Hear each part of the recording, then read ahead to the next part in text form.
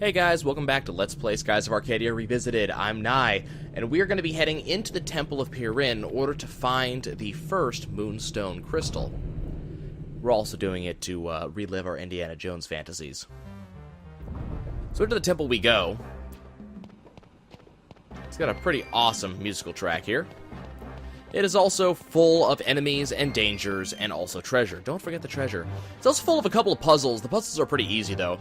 The first type we're going to find is going to be this rolling block puzzle, which the first, of course, is very easy. You jump on the block, you roll it across, easy stuff. And then if you want to get some treasure, you roll it back in this direction. And go inside this room right over here. Up the ramp will get you into a room with a treasure chest in it. Just do keep in mind the treasure chest is not full of its dangers, or it's not full of its dangers. Every time you open one of these treasure chests inside of one of these areas, you will immediately be attacked by 3 Tikis. Not exactly the hardest things in the world, the magma Tiki, but it is kind of obnoxious for one reason and one reason only. Let's switch over to blue here, because I do actually want to kill these things very quickly. We want to kill the Tikis as quickly as possible because they actually can do some massive damage, and I don't want to have to worry about healing up too much after each fight with the Tikis. So we're going to kill them pretty much as quickly as possible. Here's the cupel cones. We've already gotten through the cupel blade. We don't have to worry about that anymore. The Tikis do some fair amount of attack damage, but they also have the ability Tremble, which is particularly obnoxious. Tremble means the next time they will move, kind of like the first boss that we fought. Or second boss we fought, the boss we fought in Shrine Island. Just like him, Tremble means that they're about to do something really big and really nasty to all of our heroes. And what'd I just do? There we go. Do something pretty big and pretty nasty to all of our heroes, and that's not something that we want, so we need to make sure that as soon as possible we take care of any Tiki that happens to Tremble. Tikis also tend to be a little bit stronger than their surrounding enemies, so they're going to last a little bit longer, and of course there are 3 of them. So we got to make sure as quickly as possible we take them out. Now, luckily, we're able to take them out rather quickly this time, making sure that we don't have to deal with the big AoE attack that they would have dropped on our heads otherwise. Now, we are going to be getting, I'm going to be working on getting some blue magic this time, because blue has the magic Quicka. I'd like to get that pretty early. It'd be kind of nice. It means we move a little bit faster than any enemy on the field, which means we get to use our abilities faster, which means hopefully we can kill them with less damage taken to ourselves. And that's always the goal for us. Let's gain some experience, gain some magic experience. There's Webley, which is the AoE attack spell for blue. And we just received 527 gold. Supposedly, in some cases, when there's actually a very specific amount of gold in a treasure chest, that usually is indicative of something. There's a reason behind it. Sometimes it's a joke in Japanese that Americans don't get, because we obviously don't speak Japanese, having to do with the sounds of, that number of gold equating to some other similar sounding, word in Japanese. As I said, if you don't speak it, you might not know. Now, there is a Moonfish over there, but unfortunately we are not in the position to catch it right now, so we're going to have to keep moving on. And we'll move on down. Very cool looking place. Fortunately, we cannot fall in that water, acid, whatever it is down there. We don't have to worry about that. Once again, we are not in position to catch that Moonfish. There's going to be other places we can go. So we're going to continue moving on throughout the dungeon. And it's a pretty quick dungeon, all told. This is not one of the longest dungeons. It's actually, I'd say it's medium level. It's not long, it's not short, it's just there. We'll just run on here. Moving into our next room, the camera's going to turn around because this is the Indiana Jones section of the level. You actually can be hurt by these things, so, try not to be hit by them. They will do some damage to your party.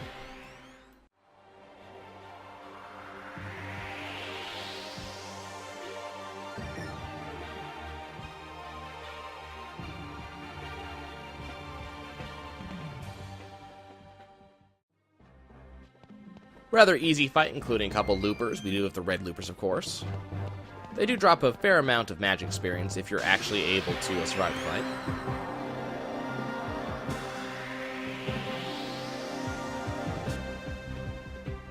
We're gonna get the drop on us by a couple of new enemies, so this is the only place these enemies actually show up, and they are dung beetles.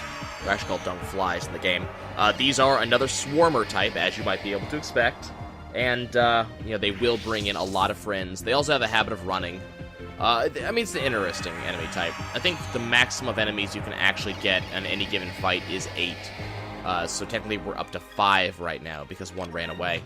Now the cool thing about being ambushed is that even though you essentially lose a turn, but you can still get the SP for that turn. So even though we didn't actually take our previous turn, we still ended up with 8 SP, which means we can Lambda Burst right off the bat and just go ahead and take out these enemies real quick.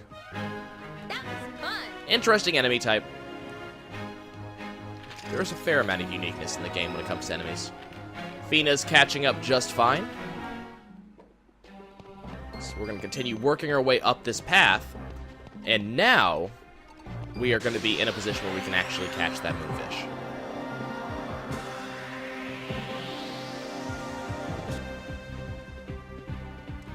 The only other enemy that we're going to catch anytime soon is going to be the Deathshead right here, which is a Mind Stealer type enemy.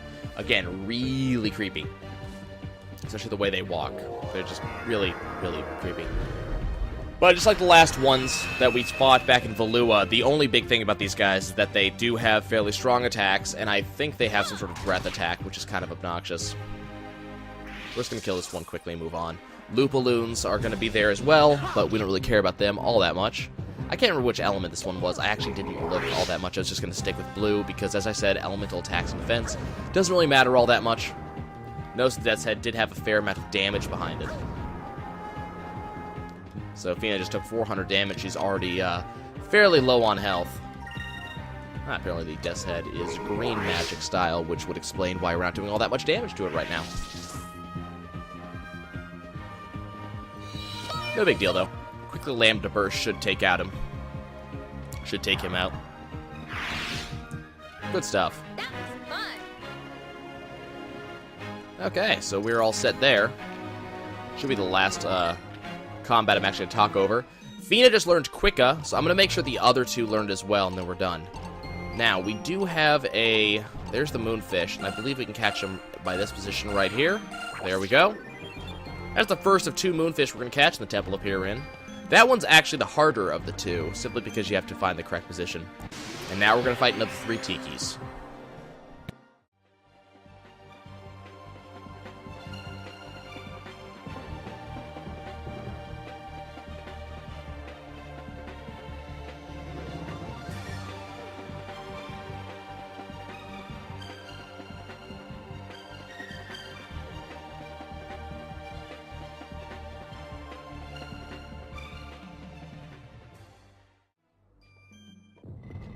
Fairly easy fight. We did have the worst case scenario in that fight, though, where all 3 Tikis did tremble, and Fina actually was fairly low in health, so if they all landed him, she would have died fairly quickly. We did get the Ancient Robe, which is a good upgrade for Fina. Gives a lot of magic defense and some defense, so it's good stuff. Yeah, we were able to get the AoEs off, take the guys out fairly quickly, and Fina healed herself, so no harm, no foul.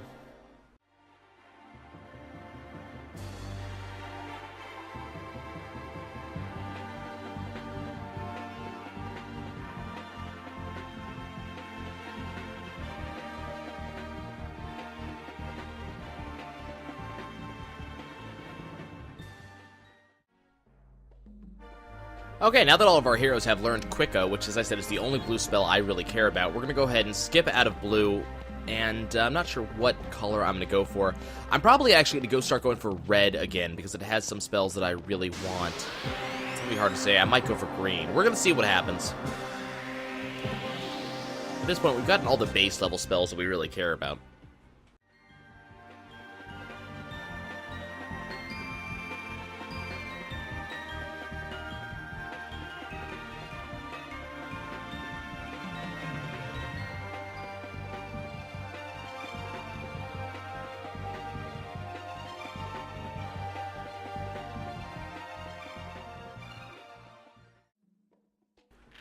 Okay, we're definitely going to want to heal ourselves up a little bit, because it looks like Fina did take a little bit of damage. Going to go ahead and use magic to heal ourselves out of combat here. Just 1 heal for everybody, and we're going to be good to go. So let's continue onwards into the Boulder Room, and chase after that boulder. Once we get to the bottom, we go around this big hole in the ground, the danger will be done, and we can just move on. We've got ourselves the next puzzle in here, full of rolling stones here. This one is, of course, really easy. Just roll this one to the middle here, and then do the second one as well, and the last one will just roll all the way along to the end. Gotta do this to get out of this room, so this isn't an option. Not that it's a big deal. Walk all the way back here, jump on this last cylinder, and roll it all the way down. Vice is amazing to be able to just stay balanced on top of this gigantic rolling thing. Not to mention rolling it along, using only himself. That's a big deal. So those doors will open, and we will move on. So we'll move our way around the edge of this area here. Luckily, inside of these rooms where the puzzles are, the game does not allow enemies to spawn, so you don't have to deal with that. But now that we move through this room, we're moving on to the next pseudo-zone, and enemies will be able to spawn as normal. Even though that door did close, we can go back through there, so don't worry about that. If you need to leave, you can leave. Not that there's a big reason to leave. And now we're going to start doing a lot of fights.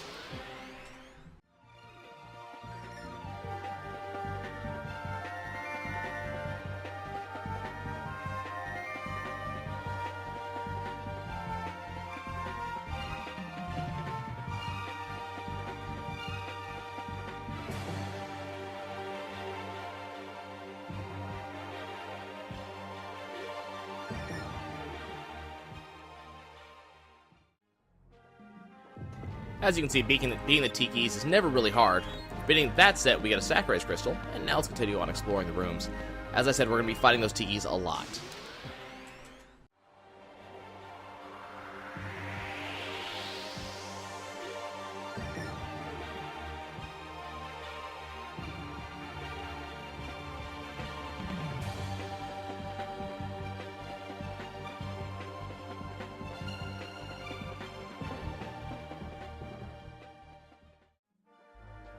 Another fairly easy Tiki Tumble gives us the Dancing Arc, which is a weapon for Aika. Awesome stuff. It's going to boost her damage by quite a while, because we haven't changed weapons for her since the Valorang. And it'll increase her damage by another 26, which is pretty nice stuff. Aika also recently learned the ability Noxai, which is a poison ability. We can use it as much as we like, but like other typical RPGs, you know, status effects don't land on enemies very well.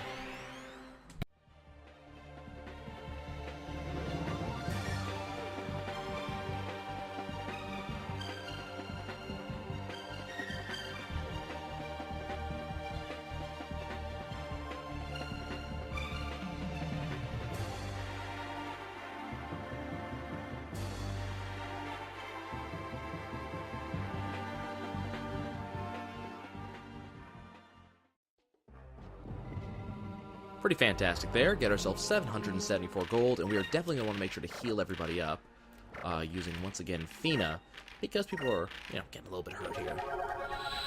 Remember, I don't have to worry too much about using my magic spells, because I got a ton of magic droplets. I got the max amount, actually. So anytime I use a spell, I can just go ahead and refill my magic up just like that, in or out of combat. So we're not worried about that all that much. Let's see. Looks like there's no treasure chest in this room.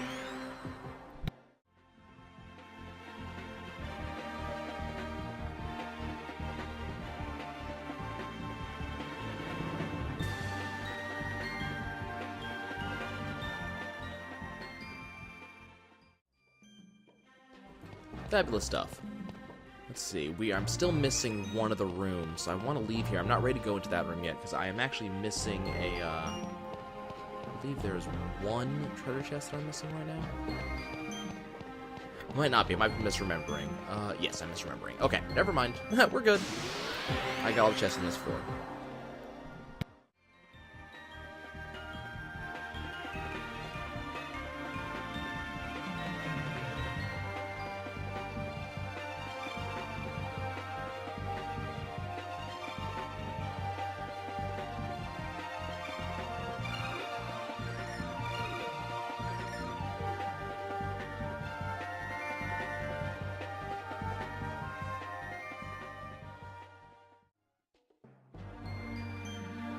All the fights.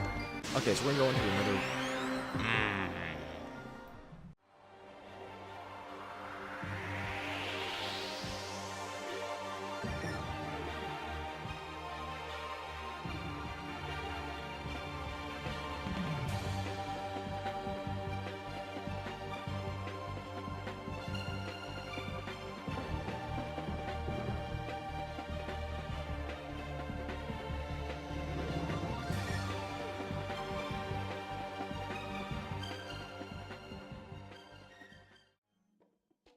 an annoying boss battle there, or regular battle there that lasted much longer than it should have. That's one of the things that the enemies in this game are able to do, is consistently do sleeping spells over and over and over, which, as you might expect, is actually quite annoying. It means you're kind of stuck in sleep a little bit forever until someone can actually break out, or until you lose, which has happened in the past. Luckily, one of the enemies attacked Aka, who was able to immediately go ahead and land a burst, and we were able to win the battle. Still, lasted about 2 minutes longer than we really should have. Okay, well, this one's another really easily solved rolling block puzzle. So we're going to go ahead and move this last rolling block right there. If at any time you screw up the rolling block puzzles, all you have to do is leave the room and return, and it will be immediately reset. So you don't have to worry about screwing it up on accident. Okay. It's another room solved. Now, if we ever need to, if we go through, I believe it is this door right here, we can return to the previous floor by going up the ramp right here. But we don't need to do that. Just wanted to show you it's available. Instead, we're going to return through into the room that we were in. And we're going to head over here in this direction. Looks like we're going beneath the rooms we already were in. That is actually not the case. We are actually moving into an entirely different floor. So I'm going to swing my camera around here. Got ourselves another one of the Indiana Jones ball things. This one does not seem to want to go. What we want to do is go inside this little side chamber, because there's a Cham right there. And then we want to go across as usual, because over here is going to be yet another treasure chest.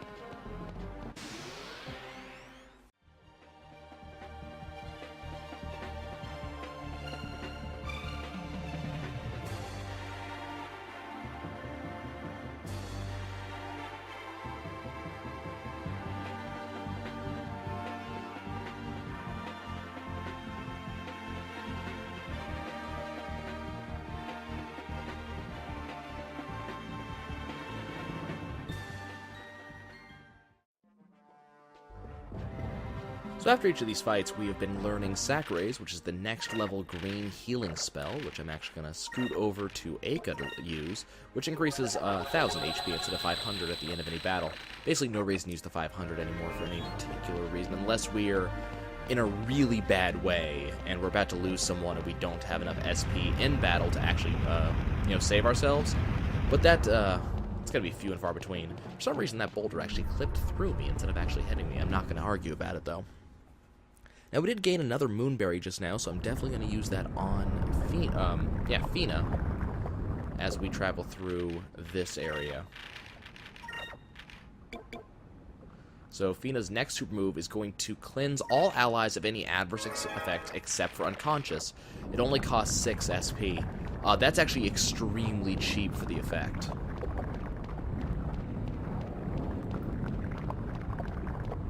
Move down here, we got a big spiraling downward staircase.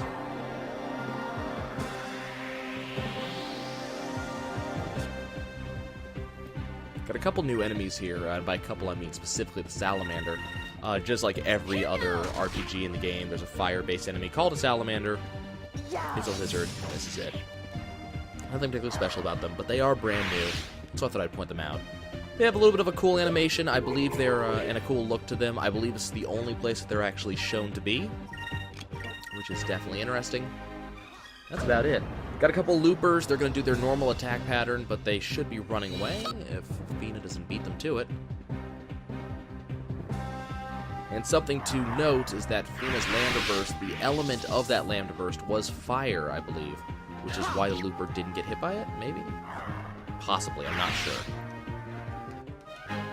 Let us be thankful We'll be for finishing our up this safety. episode real quick here as soon as we move into the next room, so I'm going to try to get there quickly because I know this episode is probably going to run a little long under current conditions, and I'd rather not have too long of an episode because I know they get a little bit long and tedious. We do have another treasure chest here. Let me grab that real quick.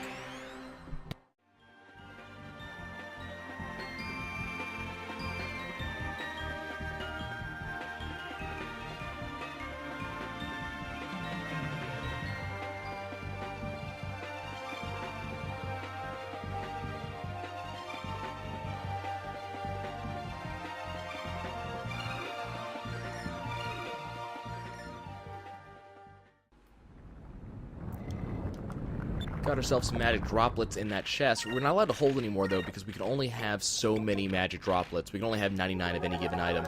So what I'm going to do is I'm going to go ahead and fill up our inventory full of magic droplets after using some of them to make sure that we are fully healed up. Just like that. Good use of the magic droplets there. We're going to move on. We're almost to the bottom of this. We're descending down to the last area here, immediately above lava, which is kind of interesting. It's definitely a fire-based dungeon, that's for sure. Luckily, this is not Mario. Those fireballs cannot hurt you. They'll just sail directly overhead.